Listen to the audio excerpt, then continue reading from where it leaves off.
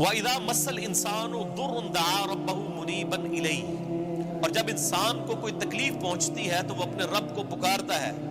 بڑے رجوع کے ساتھ، بڑی لمبے ہاتھ اٹھا کے اللہ کی طرف متوجہ ہوتا ہے۔ ثُمَّ إِذَا خَوَّلَهُ نِعْمَةً مِّنْهُ، جب ہم اسے اپنی طرف سے نعمت عطا کر دیتے ہیں، نَسِيَ مَن كَانَ يَدْعُو إِلَيْهِ مِن قَبْلُ،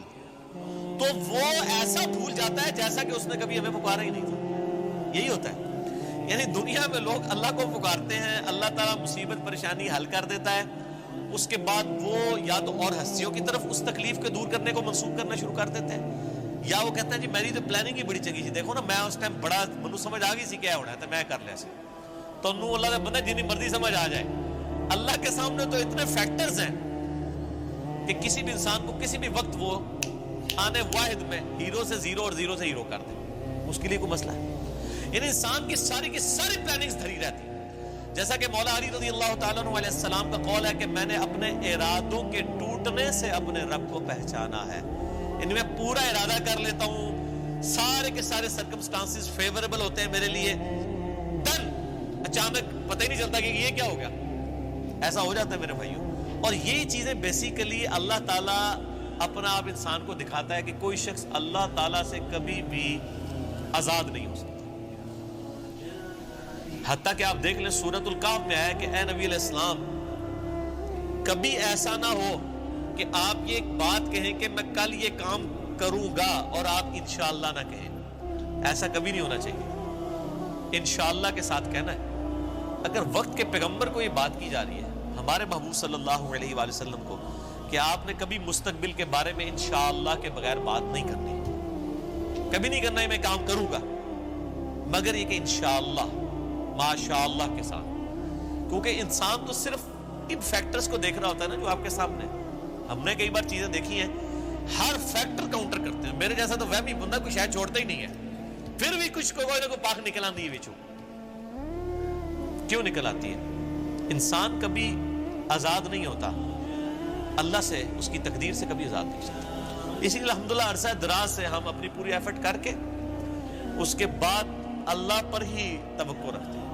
اور میں یعنی جتنا اپنے دنیاوی معاملات میں یا دین کے کام میں ریسورسز کو مینج کرنے میں وہمی ہوں نا، اس سے زیادہ میں الحمدللہ عرصہ دراز سے اللہ کے بارے میں وہمی ہوں کہ جب کچھ میں سب کچھ کر لیتا ہوں نا، اور مجھے سب سے زیادہ جس چیز کی ٹینشن ہوتی ہے نا وہ اللہ کی ہوتی ہے کہ اللہ تعالیٰ کو رکاوٹ نہ ڈال دے، اللہ کی طرف متوجہ رہتا ہوں ہر معاملے میں۔ اور اس کا میں نے پھر پازیٹیو رزلٹ دیکھا ہے کہ میرے بگڑے ہوئے کام جس میں میں نے کئی چیزیں اوور لک کی بھی ہوتی ہیں وہ پھر اللہ نے سنبھالی ہوتی ہیں،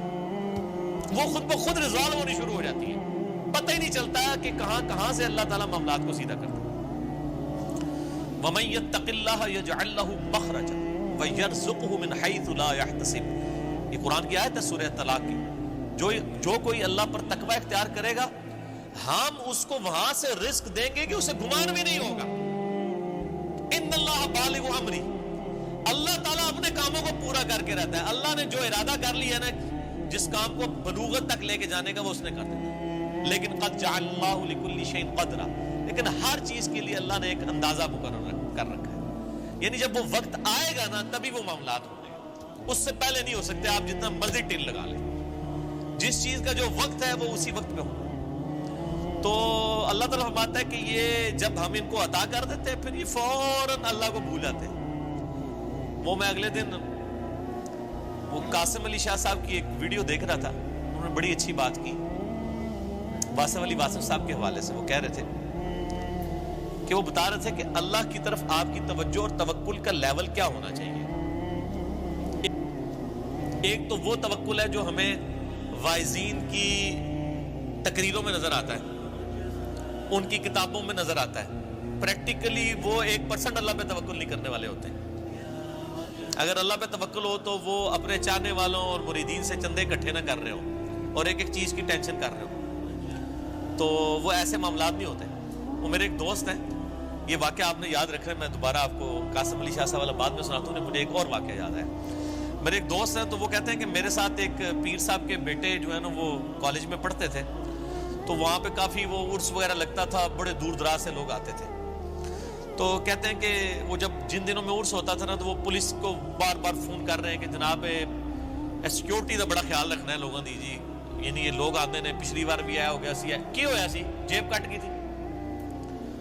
میں نے دیکھا کہ پیر خانے پہ یا عرس پہ لوگ جا رہے ہوں, لوگ ان کو وہاں پہ مار رہے ہوں کہ یہاں ادھر کیا کرنے آئے ہیں. وہ تو بیچارے بڑے کمزور لوگ ہیں جو عرسوں کے خلاف ہیں, نہ ان کے پاس یہ کیپیبلٹی کہ وہ مارنے والے تو دوسری پارٹی ہیں.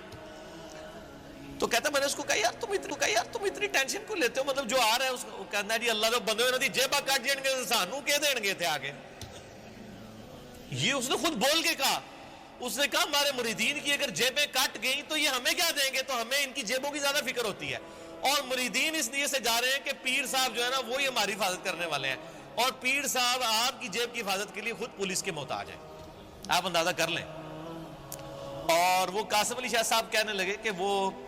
واصف علی واصف صاحب ایک مجلس میں فرما رہے تھے کہ اللہ کے بندوں میں اور دنیا داروں میں کیا فرق ہوتا ہے. وہ کہتے ہیں اللہ کے بندے جو ہوتے ہیں نا ان کو کوئی اگر پتھر بھی مار دیتا ہے نا آ کے تو ان کو پتھر مارنے, اللہ کے بندوں میں کہنے لگے کہ وہ واصف علی واصف صاحب ایک مجلس میں فرما رہے تھے کہ اللہ کے بندوں میں اور دنیا داروں میں کیا فرق ہوتا ہے. وہ کہتے ہیں اللہ کے بندے جو ہوتے ہیں نا ان کو کوئی اگر پتھر بھی مار دیتا ہے نا آ کے تو ان کو پتھر مارنے پر بھی غصہ نہیں آتا, وہ اوپر دیکھ کہتے ہیں یا اللہ خیر ہے, وہ غلطی ہوگی.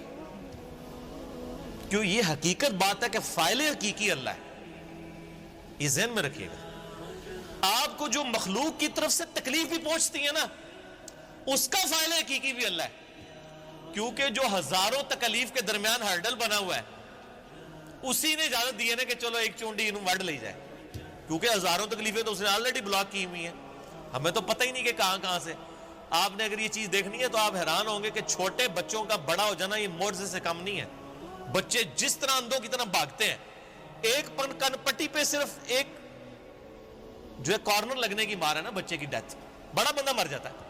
کس طرح بستروں سے گرتے ہیں, جا کے کبھی کہیں گرتے ہیں, سیڑھیوں سے نیچے گر جاتے ہیں, کہیں جا کے لگتے ہیں, کبھی کچھ ٹوٹ جاتا ہے, کبھی ادھر آنکھ کے قریب بندہ کہتا ہے اوہ شکر ہے جی بس نیڑے ہی بچا ہے, اللہ سے بنو اللہ نے بچایا ہوتا ہے, ہمیشہ ہی بچ جاتا ہے بندہ. کتنے بچوں کی آنکھیں نکل جاتی ہیں بچپن میں, ورنہ تو آدھے ادھر جو ہے وہ کانے بیٹھے ہوئے ہوں. یہ اللہ نے بڑے کیے ہوتے ہیں. یہ اللہ قرآن پاک میں آیات ہیں, اللہ فرماتا ہے کہ ہم نے فرشتے معمور کیے ہوئے انسانوں کی حفاظت کے اوپر. یہ ساری چیزیں اللہ لے کے چل رہا ہوتا ہے. لیکن اللہ فرماتا ہے جب ہم تکلیف دور کر دیتے ہیں پھر کہتے ہیں یہ تو کوئی کہہ دیتا ہے بزرگوں نے کیا ہے, کوئی کچھ کہہ دیتا ہے, کوئی کچھ کہہ دیتا ہے. وہ ایک مجھے لطیفہ یاد آ گیا,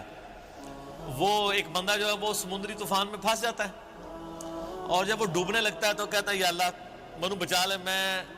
دیکھ دیا گا تیرے نادی. ٹھیک ہے جی, تو اللہ تعالیٰ بچا لیتا ہے.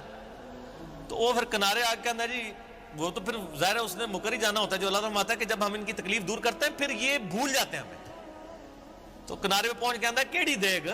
کوئی دیکھ شیک نہیں ہو. تو وہ پھر ایک اور ہچکولا اس کو آتا ہے, تو پھر وہ سمندر میں کہتا ہے نہیں یا اللہ میں پوچھ رہا تھا مٹھی کے لونی, ٹھیک ہے کیڑی دیکھ تو مراد ہے, مطلب نہیں یہ اللہ نے تو نہیں دھوکھا دیتا جا سکتا ہے, دنیا ہی دھوکھا دیتا جا سکتا ہے کہ میٹ نمکین. تو یہ وہی چیز ہے, اللہ تعالیٰ فرماتا ہے کہ یہ جب ہم ان کی تکلیف دور کرتے ہیں تو اس طرح بھول جاتے ہیں کہ جیسا کہ ہمیں کبھی پکارا ہی نہیں تھا. وَجَعَلَ لِلَّهِ أَنْدَادًا, اور اللہ کے مقابلے پہ اور ہستیاں کھڑی کر دیتے ہیں کہ یہ انہوں نے کیا ہے. بچہ اللہ نے دیا ہوتا ہے, کہتے ہیں نہیں وہ ان کی وجہ سے ہوا ہے. لِيُضِلَّ عَنْ سَبِيلِ, تاکہ بہکا دیں اللہ کی راہ سے. حقیقت بات ہے کہ یہ شیطان انسان کے دل میں یہ وسوسہ ڈالتا ہے کہ یہ فلاں کی وجہ سے ہوا ہے. آپ ہندوؤں کے پاس چلے جائیں, وہ بھی یہی کلیم کرتے ہیں کہ جی ہم فلاں مندر میں گئے تھے تو ہمیں اولاد ہوگی, حالانکہ اللہ دے رہا ہوتا ہے. لیکن شیطان جو ہے وہ اینڈ ٹائم پہ ایسا وسوسہ ڈالتا ہے کہ انسان اور ہستیوں کی طرف اسے منسوخ کرنا شروع کر دیتا ہے. ہم نے تو کئی ایسے دیکھے ہیں جو لوگوں کو بچے دے رہے ہیں لیکن خود بے اولاد ہوتے ہیں. ان کو کہ آپ کیوں نہیں اولاد ہو رہی ہے. سورہ شورا کا آخری رکوع پڑھ لیں, اللہ فرماتا ہے اللہ جسے دیتا ہے بیٹے دیتا ہے, جسے چاہتا ہے بیٹیاں دیتا ہے, جسے چاہتا ہے دونوں دیتا ہے, اور جسے چاہتا ہے محروم رکھتا ہے. نبی علیہ السلام کی صرف ایک بیوی ہے جس سے اولاد ہے, سیدہ خدیجہ سے, یا ایک ماریہ قبطیہ سے سیدنا ابراہیم علیہ السلام پیدا ہوئے, وہ بھی فوت ہو گئے. باقی آپ کی ساری بیویاں بے اولاد ہیں. کیا نبی کی بیویوں کی خواہش نہیں تھی کہ ان کی اولاد ہو؟ اللہ کی مرضی. سیدہ عائشہ محبوب ترین بیوی ہیں, جوانی کی عمر میں بیوہ ہوئی ہیں, کوئی اولاد نہیں ہے. اللہ ان کو ایک بچے ہی دے دیتا کہ حضور کے بعد انہوں نے 47 سال تک زندہ رہنا تھا، کہ چلو ان کی ایک دل جوئی کا معاملہ ہو جاتا کہ 18 سال کی عمر میں بیوہ ہو گئی ہیں، ایک بچہ ہوتا تو ان کی زندگی بھی اس کے سارے گزر جاتی. نہیں، یہ اللہ کے فیصلے ہیں. قل تمتع بکفرک قلیلا، اللہ کا اس پہ غضب دیکھیں. اللہ فرماتا ہے نبی ان سے فرمائیے کہ یہ جو تم کفر کر رہے ہو نا، اور یہ جو لطف اٹھا رہے ہو ہماری نعمتوں سے، کہ تمہیں ہم کوئی نعمت دیتے ہیں تو تم اور ہستیوں کی طرف منسوب کرتے ہو، اٹھا لو تھوڑی دیر کے لیے دنیا کی زندگی میں. انک من اصحاب النار، پھر تو تم مرنے کے بعد دوزخیوں میں ہی شامل ہوگا. انسان یہ سنگولر کے سیغے سے نا